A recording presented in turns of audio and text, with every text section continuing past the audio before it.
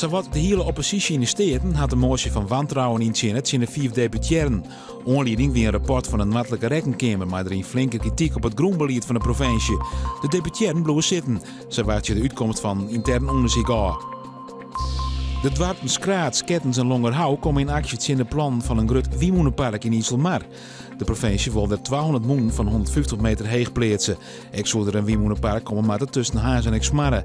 Die inwoners vinden dat het landschap de maaibod ontaarste wordt. Het tal mensen dat een WW-uitkering krijgt in Friesland is het aantal hier maar dikke 20% omheen gaan. Dat doet blijkt uit cijfers van uitkeringsinstantie het UWV.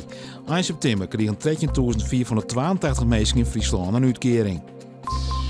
Jeroen Vochtelo, het Jeste Ware, had juist het Iepen Fries kampioenschap trapperin won. Beste vrouw was Jessica Oosterlo uit Appelskeer. Maalkoor moest de 124 traptreden naam worden. De opbrengst van het evenement gaat naar het Vappenfonds en naar Kika. Joenen vannacht grote kans op Rijn. Het wordt 13 graden. Morgen een meestentijds droge dag, maar een hege temperatuur wordt 19 graden.